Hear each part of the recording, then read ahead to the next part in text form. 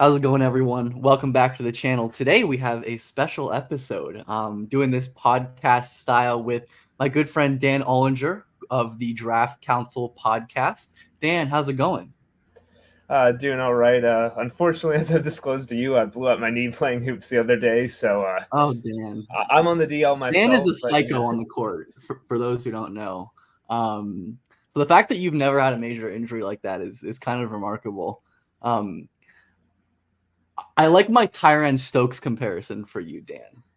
that's really high praise for me. I thought when you gave me the question for the pod where I said I was like Nolan Traore was a little bit too much No, hyping myself I up, can see that. but I feel like I feel like your play is like more forceful than Traore because that can be, an issue sometimes. But anyways, we're doing a Q&A. Y'all sent us questions on Twitter and on YouTube. I didn't put where the ads are from, so apologies if we didn't get to your question. We got a lot of questions, and I don't want to be here for 5 hours, but we're gonna chill and answer some questions. I believe you both probably have this Colorado game in the background. At least I do.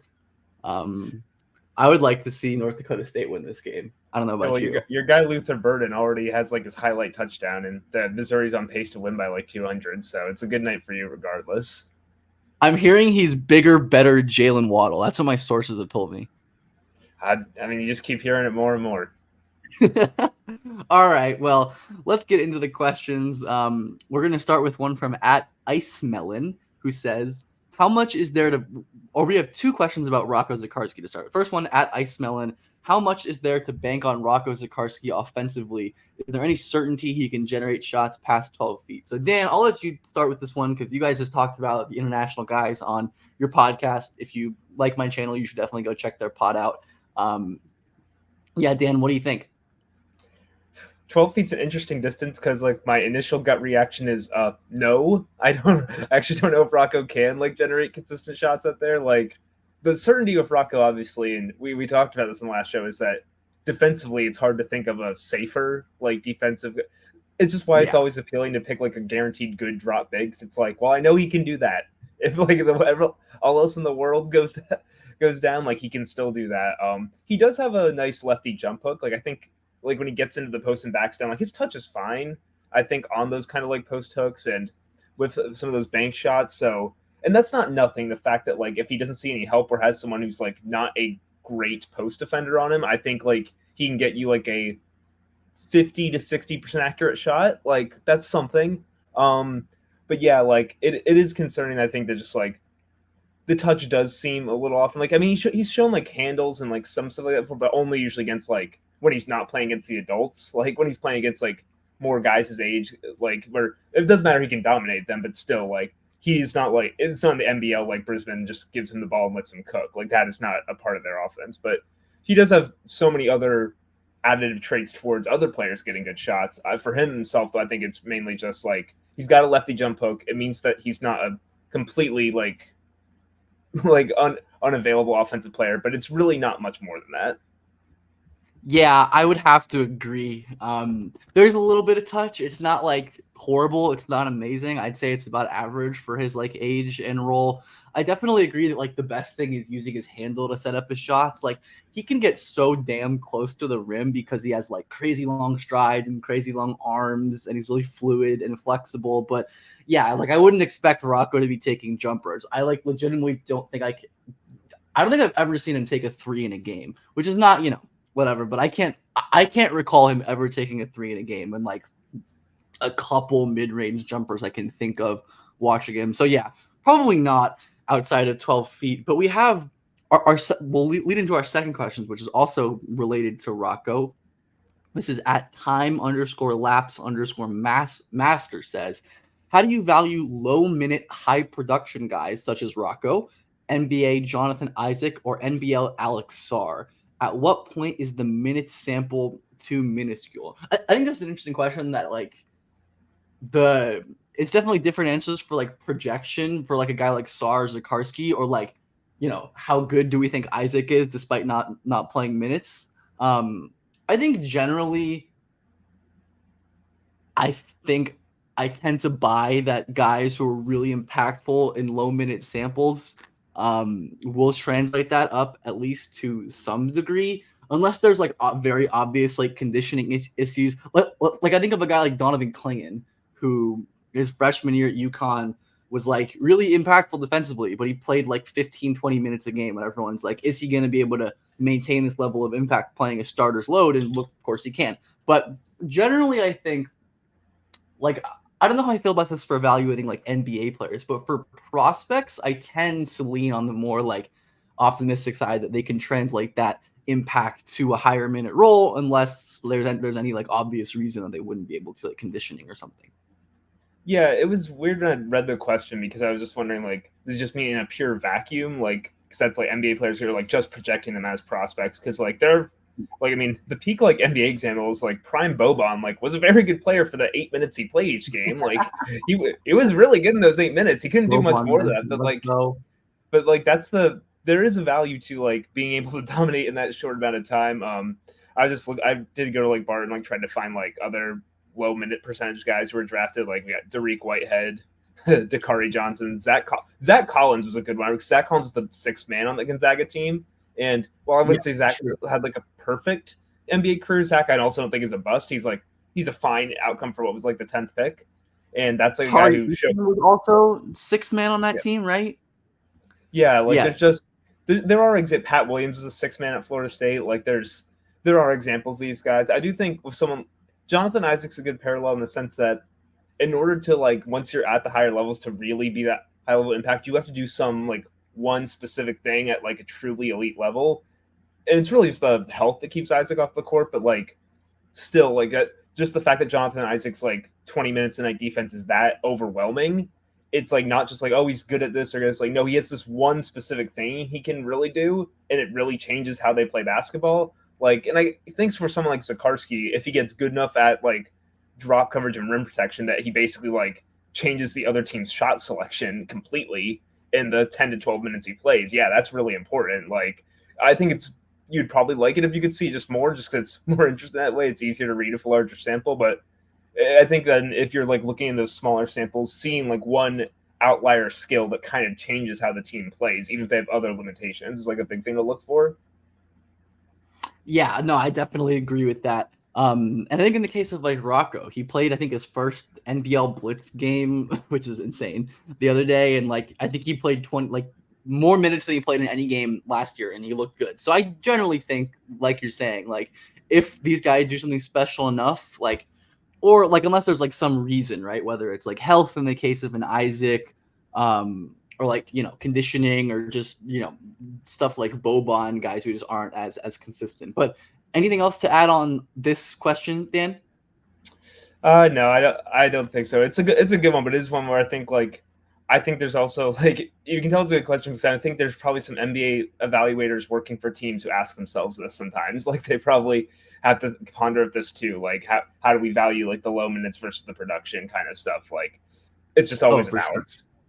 For sure. It's a great question, and there absolutely is a balance. But anyways, let's get on to our next question that comes from an anonymous listener who thank you for the question. Anyways, this anonymous listener says, can you guys discuss scouting pre-college versus college? What do we look for in one versus the other, things to focus on or discount? I think I took this last one. So Dan, I'll let you start with this one. What did you come up with? I think I forgot to copy this one into my notes doc because I'm not seeing it in mine. So that all right. Well, I'm going to put you on the spot. And I think I might have added this one to the sheet late. So I'm going to put you on the spot and see if you have anything, and then if not, we'll talk. But so pre-college versus college, like what you're looking for.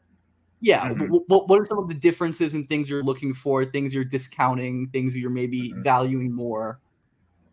I mean, in pre-college, just of like how like some players are clearly like a little bit lower level. It can be the case of college too, but there's more often when you're seeing in high school or like AAU where there are certain guys on the floor just like a clear tier, like level above the other guys in like a way that's drastic. Like any like form of pure domination in terms of like, as our like honestly our idol like PD has said, like you want to see the easy buckets from like those guards, like a lot of layups, a lot of blow-bys, like feels like they can't do, like when we were talking about how much we love Cam Boozer on our show a few weeks ago, like talking about how Cam can just seal everyone off and like get easy layups like it's nothing. Like it looks pretty routine for him to go like 6 for 8 in a game and like dominate everything. So I versus like college, like I can understand like with how like a 2-3 zone at the college level, especially with like still pretty good defenders and just the length there can really make a prospect look bad even if they're like still playing great. Like I think there are a lot more variables in terms of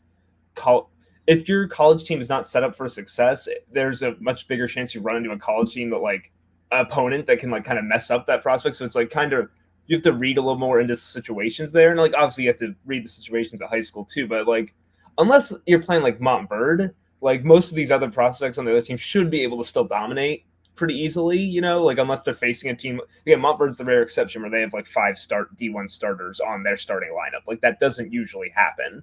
So I think there's like a little more leniency when I'm watching the college tape in the sense that like there can be these bad situations where I'm watching a team, but I know, oh, this college player has awful spacing, and they're going against a team that knew how to defend them, and they were locked in. His teammates were other stuff. Like I think it's just there can be some more pure domination, like the pre-college tape.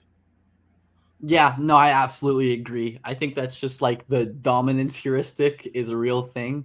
Like these guys should look like NBA players playing against kids. That's how it should look. And it's kind of, I view it as more of like, it's not that like, if a player looks like that, I think they're going to be great. More that if it's like, if they don't look like that, I think it's concerning. Like that's part of my hang up a little bit with Ace Bailey as like a legit star is that like in some of these high school games against like low level competition in, when the shots just aren't falling, like he doesn't look like a superstar, right? Like he looks like another guy out there, which is not great. And obviously this is not like groundbreaking in-depth analysis, but I do agree with you for sure that like it's fine if prospects aren't dominant at the college level. Obviously it helps, but like especially when most like college freshmen are playing people much older than them or much more physically developed, and like you said, basically no high school team can really game plan the way that college teams do. I think in terms of things I like that I discount, I find myself more and more not really focusing on like high school defense I in was gonna terms of say like I only issues. really only really am like locked in high school defense if it looks like Coops does, like where it's like, oh my goodness, this is hilariously Yeah, dominant. Versus exactly. like then it's if otherwise it's just like most of these guys in the program, like yeah, like they could be more locked in. They have some good moments. You definitely, Exactly. I think it's like drastic. Like in terms of like my defensive evaluation prospect, that's almost like 99-1 in terms of how much I would value the college tape of a No high school doubt. tape. I think the college tape is much more valuable for seeing what they are as a defender. No doubt. Like I think, and even I think college, like sometimes young players take a long time on defense. Like I feel like longer than some people are willing to give them grace for. Like it's unusual when you have guys like Cooper, or I don't know, just like that's other great freshman defenders or that age defenders. It's rare. Those are exceptions, and I think like I'll look for the translatable tools as much as I can and the movement skills. And like I said, if there's anything like outlier in one way or another, whether that's like, just someone like Cooper who's wrecking or someone who's just atrocious, which, is obviously not a great sign. But I think, yeah, defense is like such a mess just because like you'll have guys like, I don't mean to keep using Ace Bailey as an example, but like he plays center for his high school team on defense. Like he just parks in the paint and just swipes at everything. And I don't necessarily think that's because of like any strengths or limitations of his, rather because he's the only guy above 6'5" on his high school team. Like, and putting him in the paint is the best position for his team to win, right? Because they don't have a center.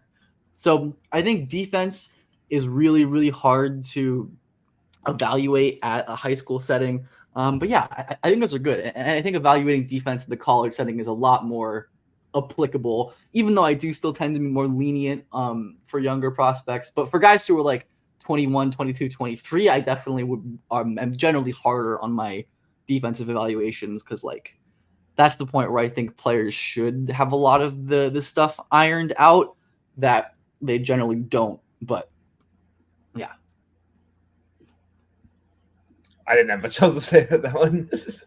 I put you on the spot, and I think you gave a great answer. So, anyways, I like that question a lot, though. Let's go to the next one. Our friend at Christian says, "What steps do y'all believe Jalen Duren should take to improve defensively?" Oh man, this is a doozy. Yeah, Duren definitely did not have a banner season. Mean I'm answer. sure I was gonna say stop sharing minutes with certain Pistons teammates, but see I'm sure you've seen that one like clip that's like gone around of like 27 minutes of like terrible Jalen Duren defense. I actually did not see that. I cleansed Interesting. my timeline of that enough. I've seen good for you. I've seen that so many times on my timeline. And I think a lot of the clips are like either not really his fault, or just like on teammates or the situation. But I would say Duren probably took a slight step back on defense this year, though I don't think it's as bad as maybe the rep is. And I think just like the awareness stuff and the reactions are still really, really far behind. And Duren is I was still gonna say that.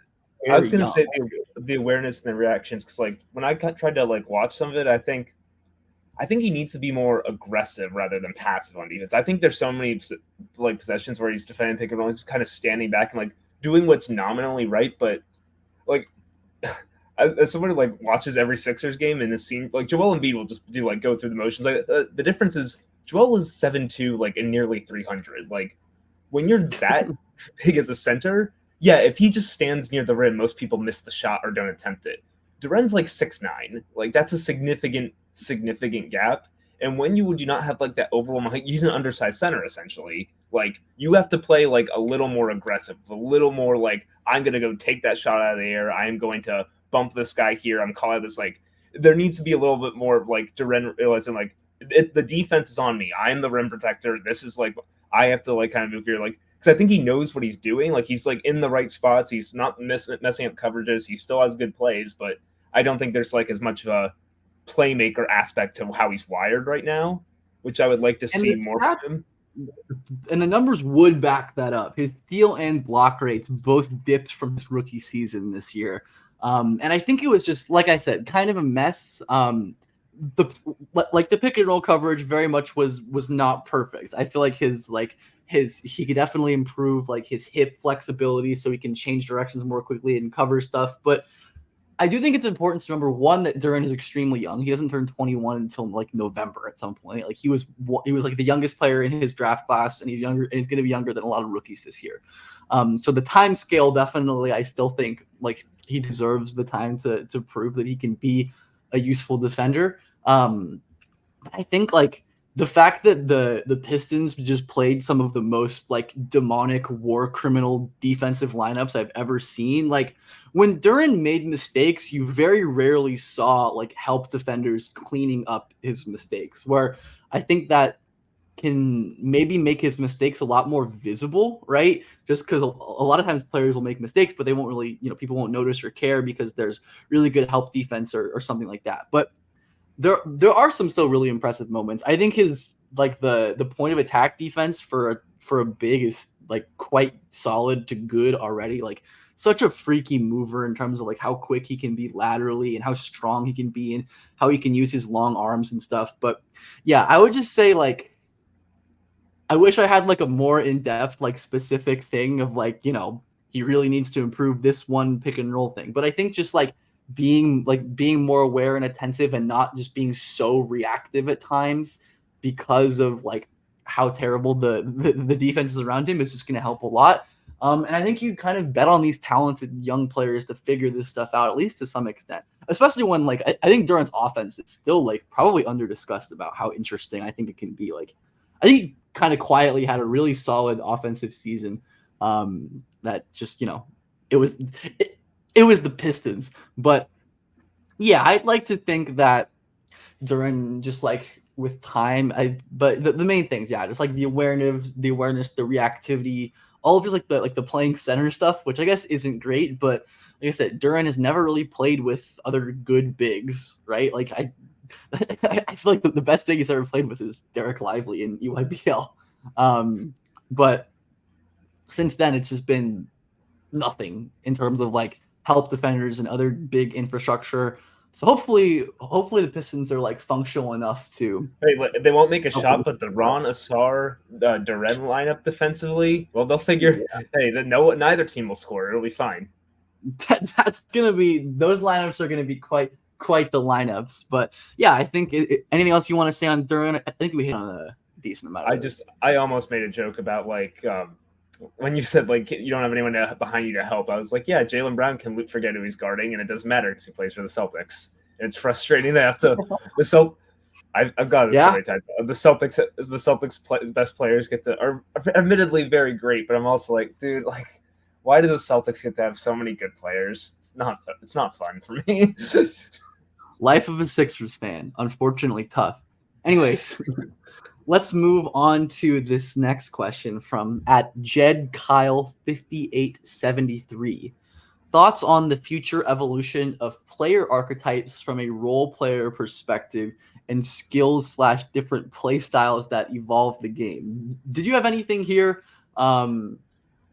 So I'm biased in that I play like this, but like, I guess we've seen more guards who are rebound monsters. Like that's you kind do of play like that. You're right. If you're a little guy and like if you can find ways to contribute offensive rebounds in that kind of weird way, like we saw like offensive rebounding go down for a while and then it picked back up the last few years because like I think people realize how valuable those extra possessions are. They're really backbreaking to a defense every time. So the Knicks basically built their whole team on the idea that we don't even make Brunson gets a contested shot. Either it goes in or if it doesn't, like 50% chance we have the rebound. Like it's a successful like strategy at this point. So just any of these players, I guess I don't know how much of a new archetype that is, but like smaller and smaller players, like I think we're seeing that like you can have the height's obviously the biggest rebounding trait, but you can still be small. And if you have certain cross sections of like physical gifts, like you can be a plus rebounder. The only other one I thought of is just like any other position that doesn't already handle the ball and create advantages off the dribble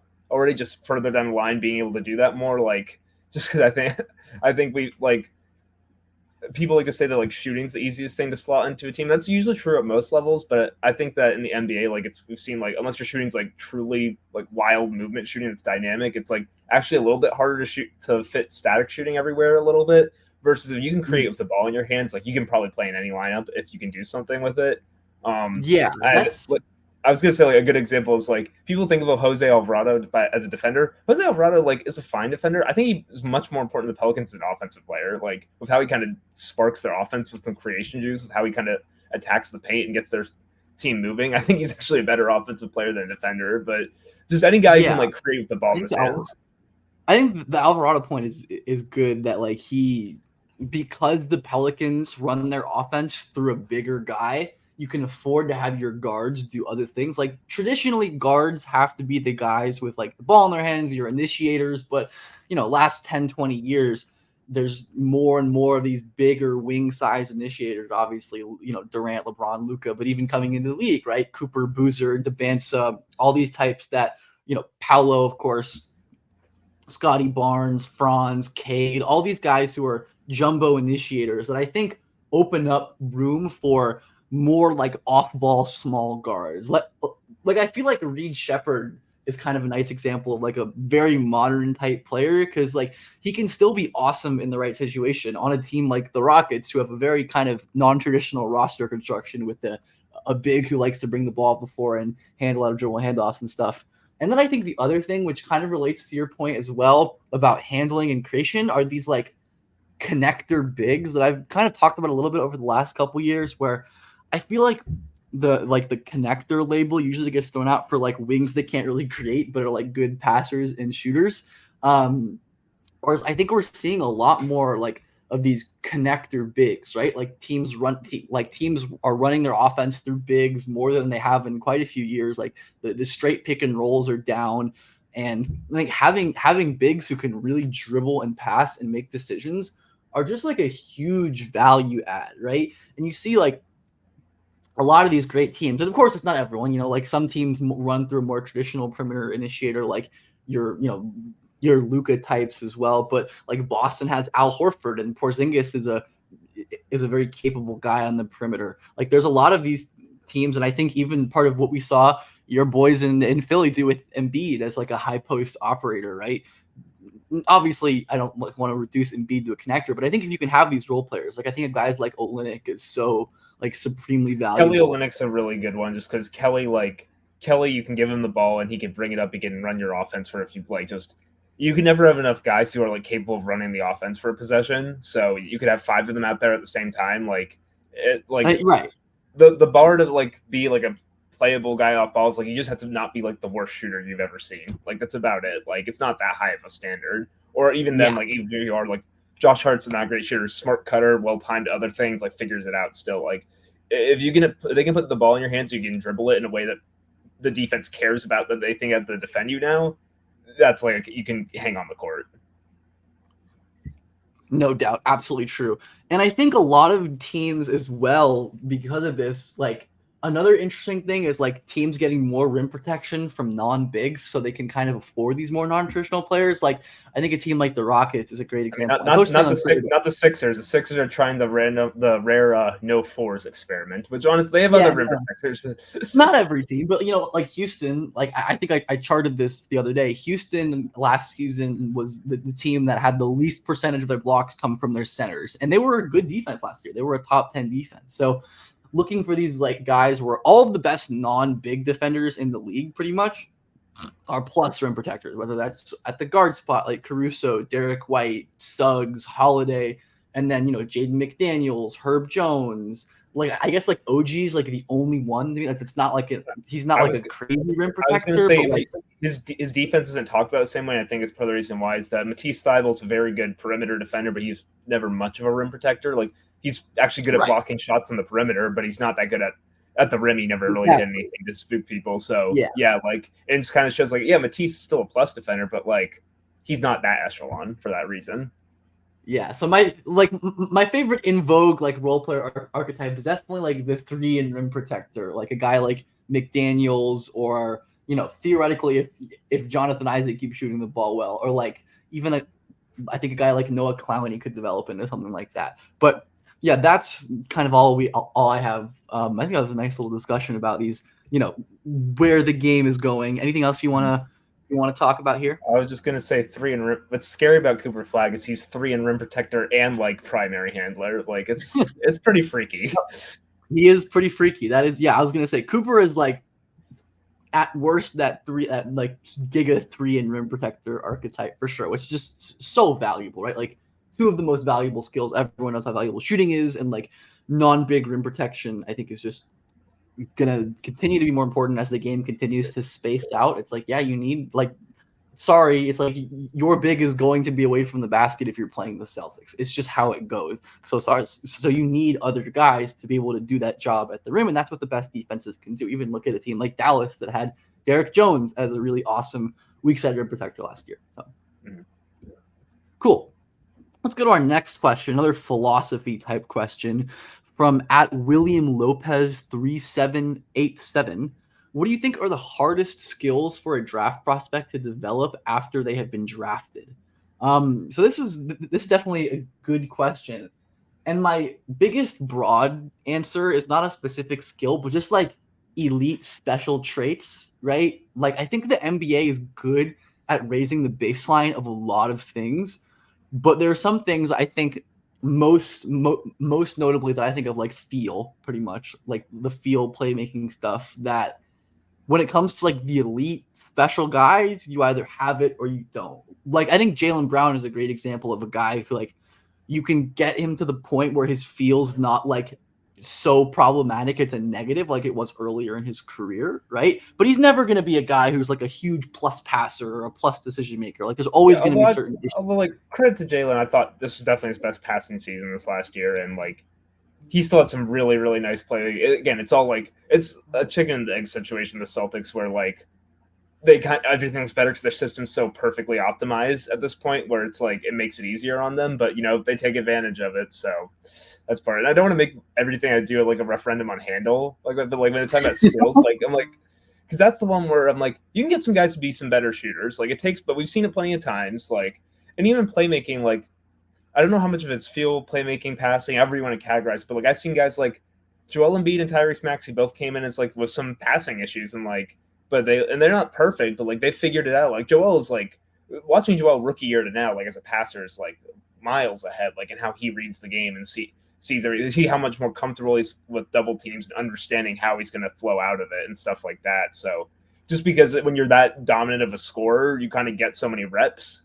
I think Tatum's another good example of a guy who's just, when you're a scorer early on, you can start to get these reps and start to read the game, versus if you can't like handle the ball in a meaningful way. If like, because the thing is, I don't think those dribbling drills you do in isolation are going to help you very much to become a better handler and advantage curve the ball in your hands in a game. Like the only way you're going to do that is by being given the ball. So if you're not like good enough to like be trusted as a handle, again, where I think we've seen fewer and fewer NBA players who can't be trusted to handle the ball, like, which is part of it. But like if you come in without like a shaky handle, I'm like, I don't know how much better it's getting. Yeah, it's tough unless you're like the kind of player like, I don't know, like Amen Thompson, who's a good enough athlete that, you know, the baseline of their handling competency is so much lower than the average player. But I do think that's a good point, is that like for some players, like there's a level that there's a baseline that the NBA can like raise your handling to. Like I also think of a guy like Anthony Edwards, who like could not dribble to save his life in college and now is, you know, a good enough handler to make his thing work. But he was always just like the nuttiest advantage creator ever. So he always had that kind of in his bag. And then another thing that I think is interesting is I feel like rim protection is pretty hard to develop. Like I can't think of many prominent examples of guys who that one's so like there's feel to it, but yeah, so much of that is physical traits where it's like, dude, if you were for like sure. like you can be like I think TJ McConnell reads the game great. TJ McConnell's never gonna protect the rim. Like that's not something he can do. And there's some rare examples. Like I was looking at like college Caruso and like early career Caruso, where like before his like last couple years on the Bulls, he wasn't really a rim protector, and then he just became like one of the best weak side rim protectors in the entire NBA. But obviously, Caruso is just like an outlier in so many ways, or like Herb Jones, who I think like took a decently meaningful step as a rim protector this year, but he was already an incredibly talented defensive player, and there were like role and lineup changes that might have kind of allowed that. But we talked about how valuable rim protection is. I think part of that is because it's hard to develop. It's hard to turn guys who aren't like wired to defend the rim to like make low man rotations, to shoot from the weak side, to have that kind of technique. Like I definitely think you can like I said, there's a baseline. Like you can go from like college Jaren in terms of fouling and some of the placement stuff to where he is now, which is obviously elite. Like it does happen, but I think part of like the reason we said like guys like Cooper Flag, Rocco Zikarsky, so valuable because it's hard to teach that. Like it's hard for guys to go from non-threats defending the rim to like real game-changing rim protectors. Like all of the best rim protectors in the league, like were generally like this. And again, the ones like Jaren who learned it are like the ones who had the clear physical traits that it was like exactly. I have a piece coming out soon all about like Joel Embiid at Kansas and what he was doing back then, and like absolute monster.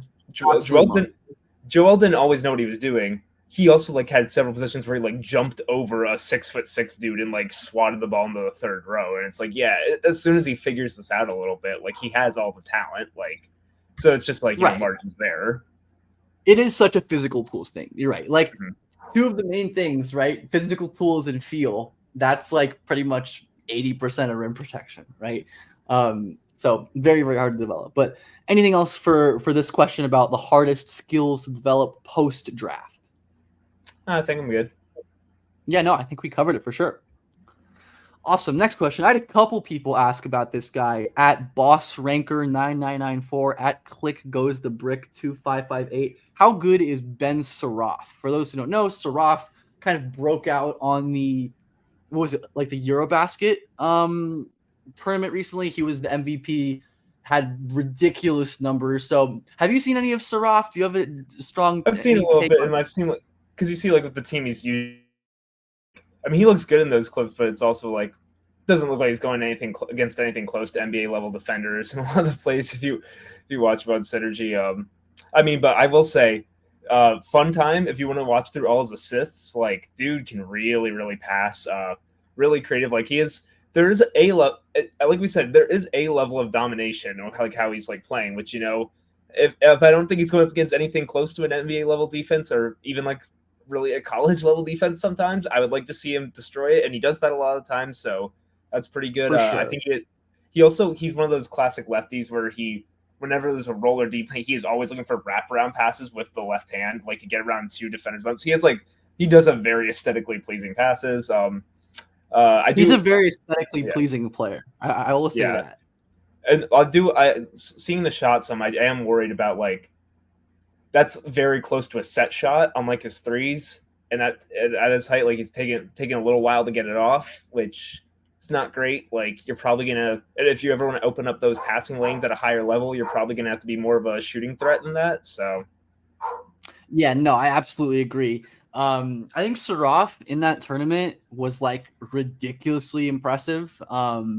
He certainly does pass the dominance heuristic. I've mentioned a couple times on the channel on my Twitter, like the kind of like impact charting I've been doing, and he just breaks that scale because he's having like 40.8 assist, 8 steal games against these shitty teams in Eurobasket, right? But I do think like as you were alluding to, like I don't want to discredit someone for being like too good or anything. You know what I mean? Like Saraf's passing is really awesome. Like he can throw live dribble passes from all over the floor. He'll throw no look. He'll like jump and freeze the defense with his eyes.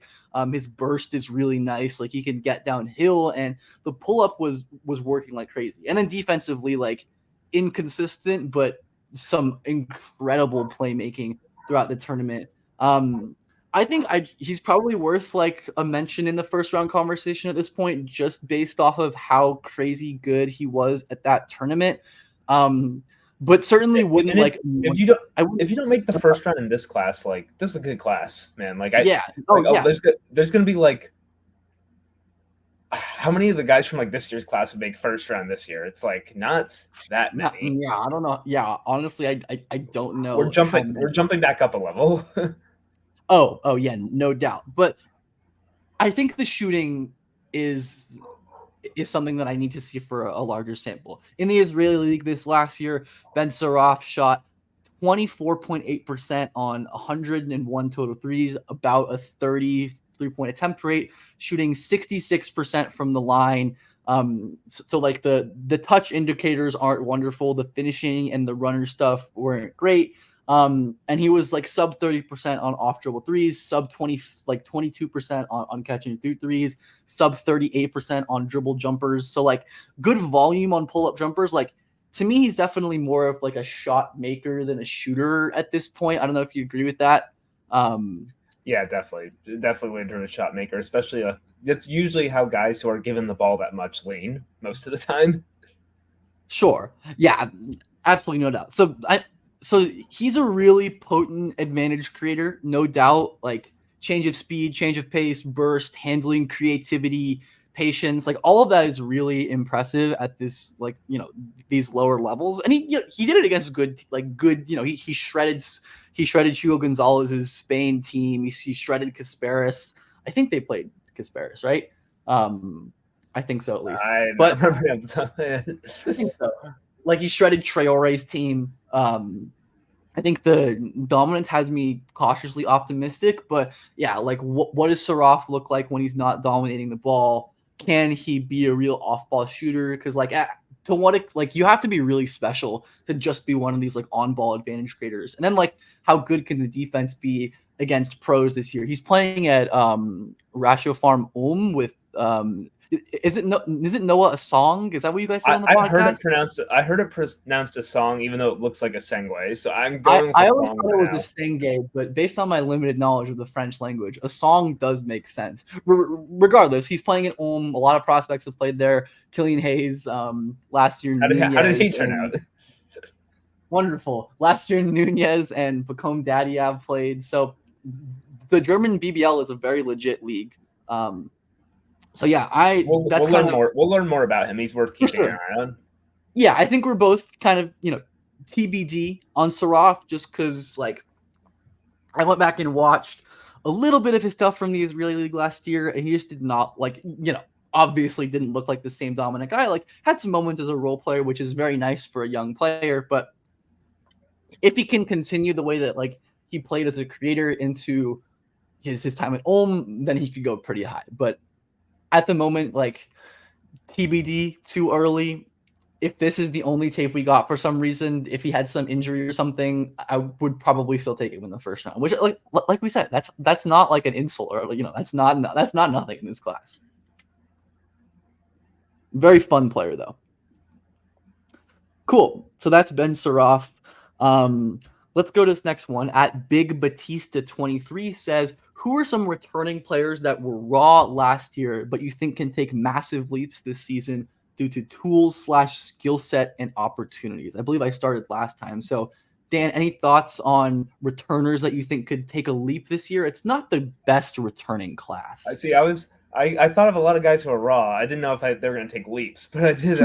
Because like someone like came as a high prospect like Garway Dual, like if just start put Yeah. someone gets like tons of physical tools, the shot is not aesthetically pleasing in a lot of ways. But someone with like that length who, if he puts some more of it together, like maybe it works out better for him this year.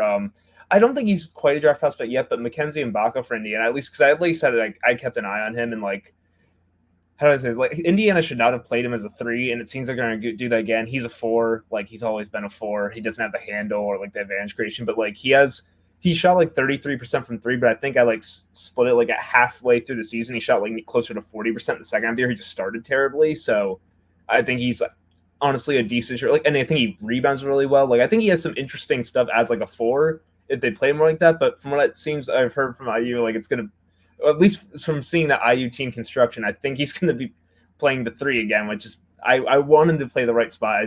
It really hurt them that Liam McNeely's not going there because he would have bumped him down to the 4 probably, and that would have fixed a lot of things. I'm trying to think of anyone else. Okay, he's probably not raw at this point, but return I was thinking because I remember when people really thought Jackson Robinson might stay in the draft. Yes. Okay, correct. Were people just way overreacting to the Duquesne game that they lost, where he was BYU's best player? I don't know. I'm not a huge Jackson Robinson guy personally, but he definitely is someone that's on people's radars, no doubt. No, yeah, he is because again, and admittedly, I was very happy watching that. He had an amazing game. They still lost, but it was not his fault. But yeah, like the guy who does not really he shoots a lot of threes, and he is a pretty talented shot maker. Doesn't really handle or get to the rim very much, which is a bit concerning. And also, very skinny off-ball shooter is tough. This is not a young returner. Like this guy is like only a little bit younger than both of us. God, so. that's concerning. Dude, I think the only player older than us in the draft class is Tyon Grant Foster. If Tyon gets drafted somehow, Tyon Grant Foster is a good 2 years older than me, so I'll take that. We support our veterans. We do support our veterans. Thank you, Tyon Grant Foster. Fun player. I don't know if he's really a prospect, but very fun player. I do like. I am rooting for Tyon, if nothing else. Absolutely, no doubt. So I have some names. First one is Kerry Booth, son of NBA GM Calvin Booth. He's going to Illinois this year, was at Notre Dame last year. It's like a really interesting, like movement skills, shooting, touch kind of guy who played in spot minutes last year, didn't get a ton of time to really hone his stuff. He was kind of overshadowed on that Notre Dame team by Marcus Burton, who was awesome. I don't know if if you're big I didn't go heavy on Notre Dame basketball this last year. I don't know why I always think they're in the Big Ten. I'm like, they're not in the Big Ten. What are you talking about? No, they should be, but they're not. They're Big Ten coded to me. So I like that guy. I like Kerry Booth at Illinois. He's just like very toolsy, very skilled, can shoot the ball. Just like a lot of the shot didn't really fall, but the indicators are great. So excited to see what he can do this next year. And then a couple guards. Elliot Cadeau at UNC is one that gets discussed a lot. That's just an obvious jumper progression guy. Because Cadeau is a good player. Like he's a very smart passer, pretty good burst, can defend, just like a total non-shooter, which wasn't the case pre-college. So I'm curious to see to what extent he can regress. And then another shooting regression guy is Aiden Holloway, who is playing on this disgustingly stacked Alabama team that I know you and our friend Ahmed on the draft. I was going to say the problem with Booth and Holloway now is that with Bama and Illinois, you have the thing where they're either good players on great teams, notice that way, or they get buried behind all the other prospects on their team. Right. And Aiden last year, he was a prolific shooter throughout all of high school and AAU. He shot 30% from 3, but the indicators were really, or 30% from 3, but the indicators were crazy. Almost 14 threes per 100, 66.7 3-point attempts rate, almost 78% from the line. So he's a guy who I think if like the 3-point percentage can regress positively, that we could really have something there. Another one I have is I think it's Bain Dongo or Dongo. He plays Georgia Tech rising sophomore who's like, I think he was originally like a small big, like really impressive, like 6'8", 6'9", but thick short roll passer, really explosive shot blocking, and throughout like the late season stuff, and then he played at like the G League Elite Combine. They were playing him more as a wing, which I think is pretty interesting. Like he's another guy who's like really toolsy, explosive, smart passer, kind of skill, but just like probably not big enough to be a real long-term big, and also not a shooter, which of course is, not great for a guy, like we said, who is like a real long-term, a guy who you're hoping can be a real long-term big. And then one more name that I had is Cohen Carr at Michigan State. Just like a freaky, like one of the freakiest vertical athletes that you'll see in a minute. It just, what else can he do aside from the stuff that requires jumping? But goddamn, that guy can jump. We call him he's the anti-Joey Hauser. God. Honestly, God. Joey's not Joey. Hey, he got the deal with the Hawks. Like, Joey's not even that bad a basketball player. He's just, man, that dude was all in the Big Ten for so long, and man, he was so slow. But yeah, I like your Mbagko shout. Actually, one more guy, because we've spent so much time on this question, but I want to shout out Brandon Garrison. He was at Oklahoma State. Oh yeah, last Brandon's year. Your guy. Like, I'm gonna need to do a deep dive. I want to do a deep dive. He's very recently my guy. People had told me, like, I only recently watched him for the first time like the other week, and he's just a sick player. Like incredibly athletic, great movement skills, really nice touch, like 6'10" center, can pass a little bit, like has a little bit of like live dribble passing stuff, but just one of these guys I love with like crazy ground coverage flashes, crazy exploding length for block, but just raw in terms of positioning and decision making and all that stuff. So that's my last name in case you have anyone else. So I think I'm good. All right. Right. So we actually have two more questions from Big Batista 23. You sent 3 questions, and I really liked them all, so I decided to include them. Your next question is, who is the best wing defender in the class who can also fit into an NBA offense? So no Ryan Dunn archetypes. Again, cheating answer is Coop, because technically a wing defender. Yeah, I feel like Cooper is like the cheaty answer. But did you have any non-Cooper flag names? Because that's obviously the easiest do we want to talk about Hugo here? Sure, we can talk about Hugo. Yeah. I really like Hugo. I enjoy him a lot. Like, again, compliment. He plays like he's trying to hurt people in a good way. Like very physical. Trying to hurt people. Very physical. Like, I love he does this move where he cuffs the ball to his chest and bumps people out of the way, then goes up for his finishes. Like, dude definitely plays with a lot of aggression and force, and in a way that physicality is like he will not be overwhelmed by NBA physicality at all. I think once he gets there, the shot I think looks pretty good, even though the numbers aren't there yet. I think the shot is definitely going to be okay. I like his shot, honestly. I think a big key you could see is in the U18s championship where they beat the French team in overtime, Traore's team. They specifically ran a double staggered pin down for Hugo, and he hit the movement 3 to send it to overtime. If people care, Hugo in one of the bigger games he's played up to that point was asked to hit a shot for his team, nailed it. They ran a design play for him. I think they trust him to shoot, and then has all these. He has a ton of crazy hustle plays. Hugo is diving 10 times a game to get on the floor. I think he's just he's. I don't know how much star upside there's the creation. Passing's a little limited. Still needs to get there. I don't think he's much of an off the dribble shooter, but I would be very shocked if Hugo does not turn into a NBA contributor down the line. Yeah, this is very much a bet on confidence. The shot has never really gone in.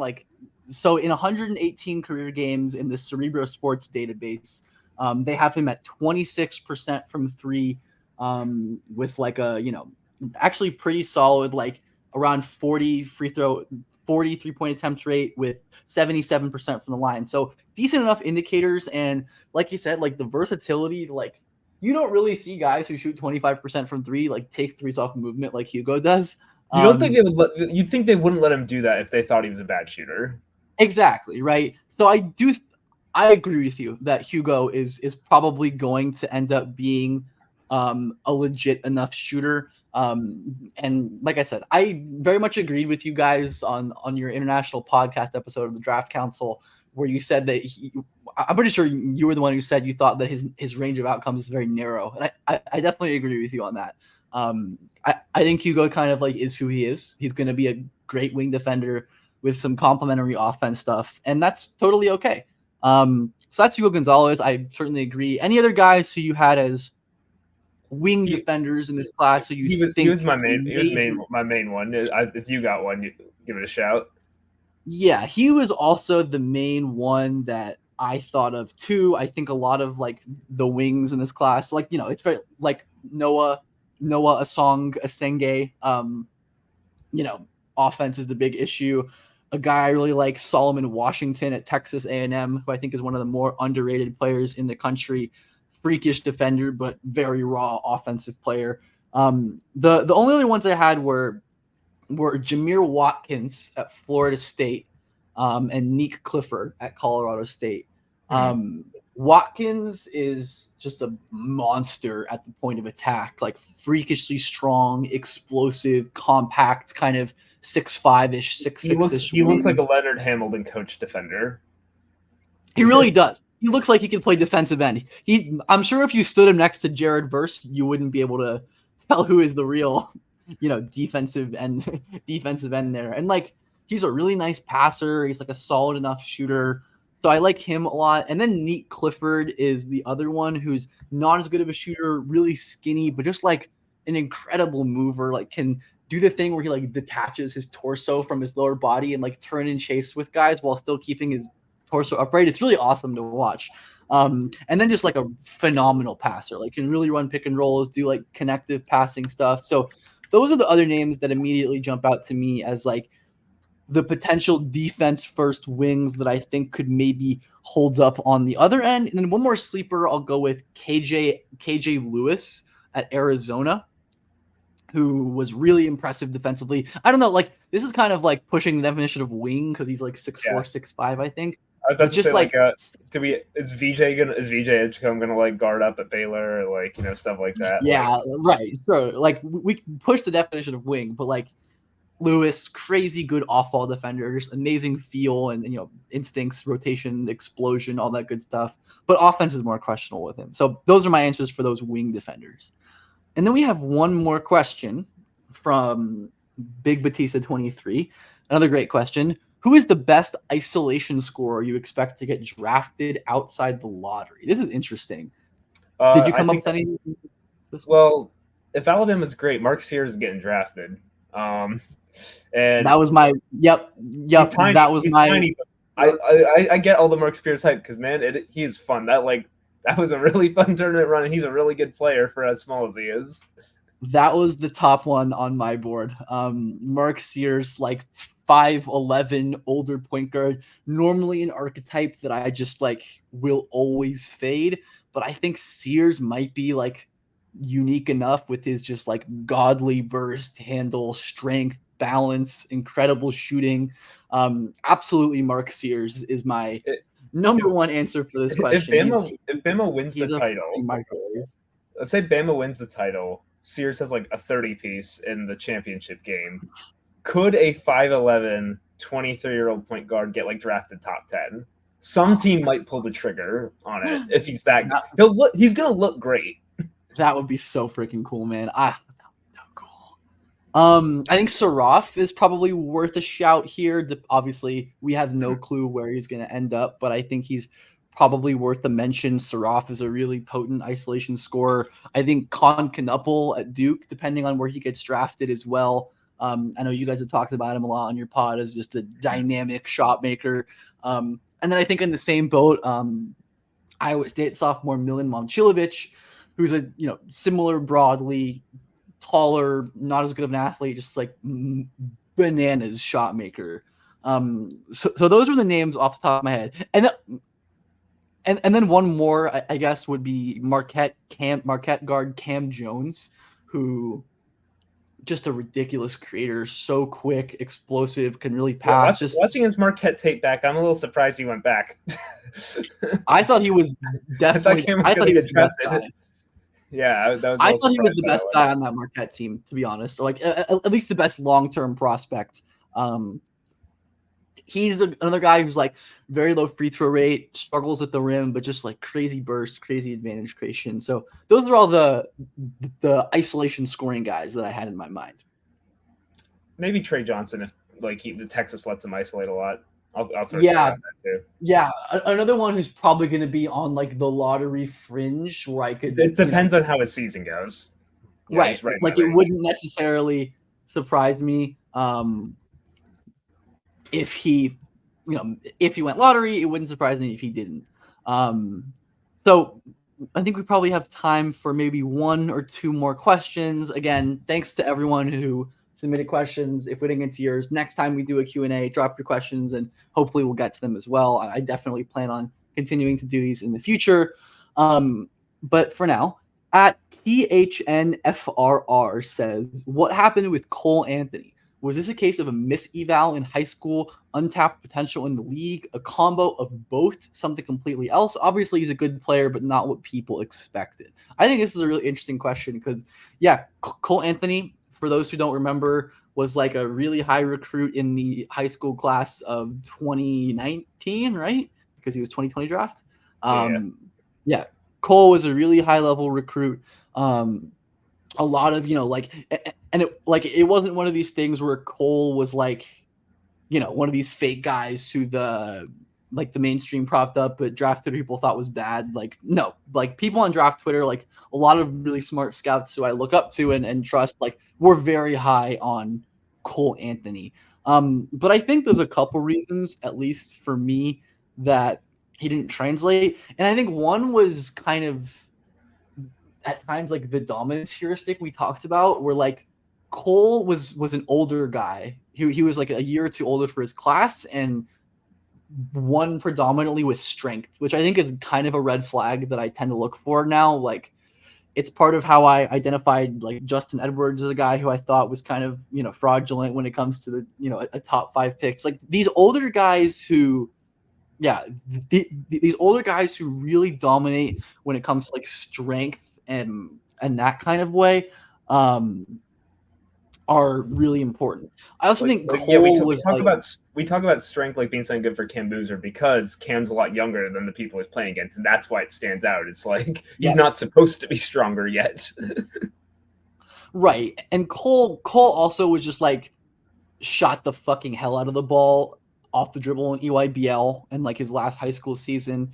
And that's just kind of never been like kind of elite the way maybe you hoped it would. I think he's one of the guys who like immediately got to North Carolina. And it's like, okay, this guy's just like not the same level of athlete that we maybe thought he was. And then I think the feel was also probably something we didn't note as much as maybe we should. Like Cole was always like a solid passer, but like the decision making wasn't great. He could like hit cutters and shooters, like skip on the weak side and score a little bit off of his driving, but the feel wasn't great. So I think these older guys are really risky in high school just because like the age curve is so steep at that stage of life, right? Because like you are the difference between like a 17 and a 19-year-old in terms of like physical and mental development is gigantic, right? So it's the thing where like, if I know that like by the time I was 19 in college, if I had traveled back in time and when I was a 16-year-old as a junior, I could have beaten the crap out of myself. Like it would have been a close fight. But like I also think one thing that happened to Cole was honestly what I'm worried about my knee right now, which is a meniscus injury, which mattered. Oh boy, Dan. Like Cole did have a big he had a big knee injury in December, like of his college season, and then also because he's very competitive, rushed back from it like 2 months later, and clearly probably that did not help. So I think it's the thing where Cole already like wasn't as dominant of an athlete as he looked like maybe at the high school levels at times, and then on top of it he had an injury, and like so, and to be fair, like Cole's like Cole's not like a awful, but like for where the Magic picked him, like Cole's like a solid backup point guard. He is not a Right, failure by any exactly. sense. He's just Like not. He's just not a star. Like he's still right, made he's it in the like a NBA. good, impressive scorer, and I think a lot of these guys maybe we should view them as higher floor than ceiling, right? Because Cole like was obviously so skilled. Like I don't know if you remember his like FIBA U18 stuff where he just I did like not. eviscerated those teams. And I think like it is interesting. Like the three has never really translated like some thought it would. Like he's been an amazing free throw shooter his entire career. Like he still takes a lot of like threes, but just has never been able to jack up his efficiency. And like Cole could be a guy like year 7, he shoots 40% on pull up threes, and he's like gets like sub all-star kind of talks. Like that's not impossible. But yeah, I think just like Cole was very like well-rounded and very good, but didn't have these like crazy special standout things aside from like being older and more physically dominant. So that's what I think that's kind of the crux of why Cole was obviously very good, but maybe didn't translate in the same way that a guy like Tyrese Maxey did, who wasn't as physically dominant at the same level, but had like outlier touch and speed and stuff like that. So, Shout out to Cole though for being the best Pokemon ball knower in the NBA. shout out to Cole Anthony for that, no doubt. I think we're gonna do one. I think Ben just muted himself. My mic unplugged. My mic's been doing this all day. I don't know. One more question from, I believe, Disappointment Panda. That's a hilarious at. I should have gotten that one first. Who will be the best second rounder of the 2023 draft? And you named a couple guys that you'd have there, but I wanted to kind of give the floor to us is who are going to be the best second rounders of the 2023 draft. And you mentioned Gigi Jackson and Trace Jackson Davis as the obvious ones. I think that's definitely true. But Dan, who do you think are, if anyone, are going to be standout guys from the second round of last year's draft that you think can really be? Yeah, I feel like we're probably just going to agree on a lot of these because, like, yeah, I think Andre Jackson's pretty good, and the Bucks should probably give him more chance. Like, he's a little bit of a weird player, but weird is good. Weird is good, and he has some standout athletic traits, standout feel at times. Like, for as like bad as the shot looks, he can still hang on an NBA court. He's shown. So Andre Jackson's one. A long-term belief in probably over-indexing on summer league, but hey, it's still Jordan Miller probably is going to get some run at the Clippers this year of how clear out the wing rotation is. Like, I mean, he's been dominant in the G League as well. If the shot looks like this, like Jordan's probably going to be pretty good down the line. I know they mentioned Leonard Miller. Scorer.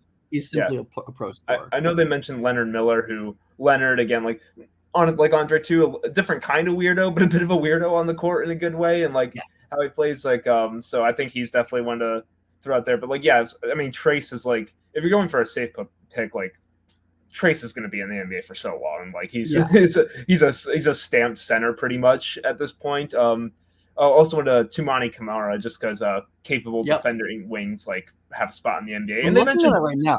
They mentioned Vukcevic too, which was a good shot because Vukcevic actually did look decent for the Wizards. This is a really good second round. Like. There's going to be a lot of the guys. Obviously, the guys you mentioned. Draft was good.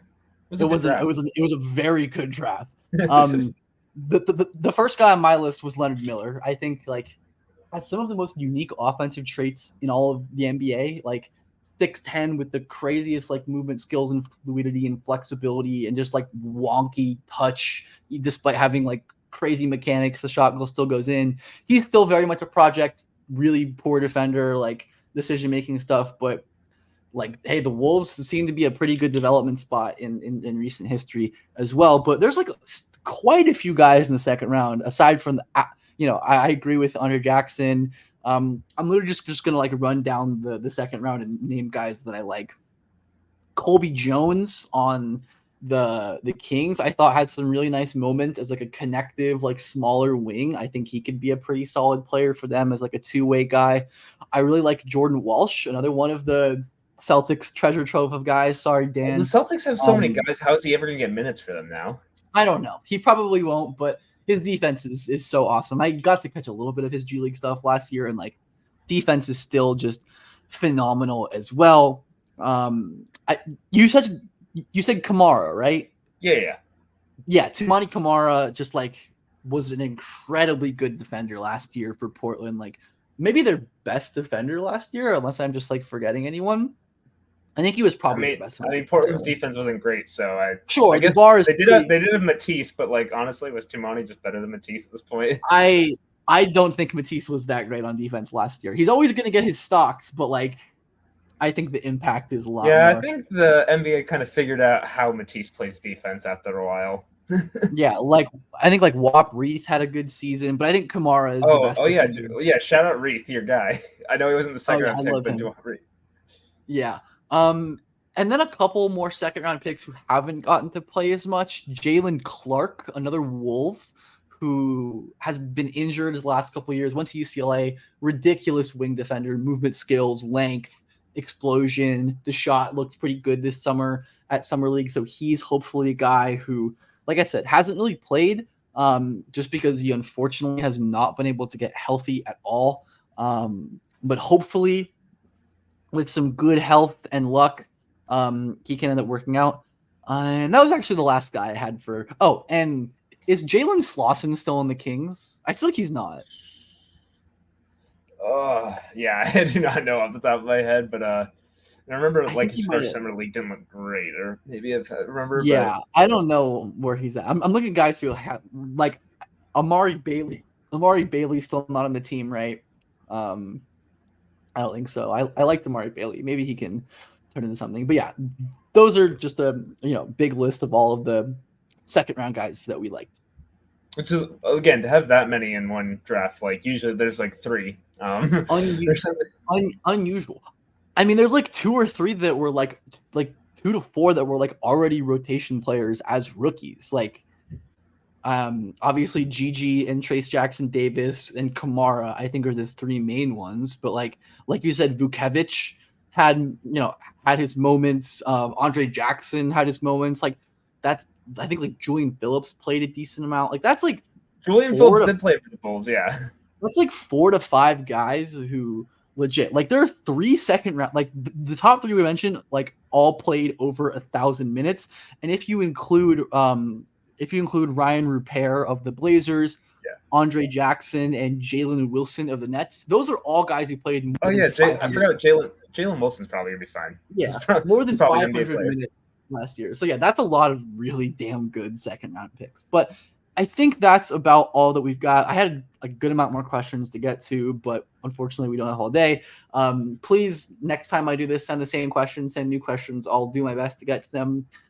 Thank you so much, Dan, for being so generous with your time. This was really fun. Anything you want to plug? The floor is yours here. Oh yeah, thanks Ben for having me on as always. Really appreciate it. And also thanks for being patient with me. As if you guys are wondering where the Q&A was at, I was the one who was pushing it back, not Ben. So It is that was all 100% on me. it is all good. I never gave you a deadline, so you yeah, you guys follow me on Twitter at Dan_Olinger. I write for the Race Ricky Sanchez, so if you're interested in the Sixers or just cool basketball stuff, like I said, just wrote a whole thing about Joel Embiid at Kansas and how he was crazy good, all that kinds of stuff. And especially for people who follow Ben's work, I host the Draft Council of Ahmed, my great co-host, probably one of the smartest guys I know, and really fun talking hoops with him all the time. Yeah, we just did a whole show previewing basically like a ton of the international prospects. We got one coming up where we have a ton of questions on Backfile that we're going to, and then we'll be doing this all is kind of how it goes. We just yeah. go out with the questions, and it's like, hey, it makes for good content. But yeah, definitely, I second that. Go check out the Draft Council. The NBA Draft podcast space is very barren. There isn't really much out there, so the Draft Council is a real breath of fresh air. Like to have this kind of like smart analysis that Dan was able to give today, and Ahmed's been on the channel before as well. So if you like me, you'll probably like them, and you'll probably go like the pod. So for sure, go check that out. And of course, if you're actually watching this deep into the video, thank you. You're the best. Like, subscribes, comments, all of that would be huge. Hoping to hit 10K by the end of the year. So drop a subscribe if you haven't already. And I think that's all I've got, unless you have anything. Want to sign us out, Dan? Yeah, guys, subscribe to Ben. Thanks for having me on. See y'all.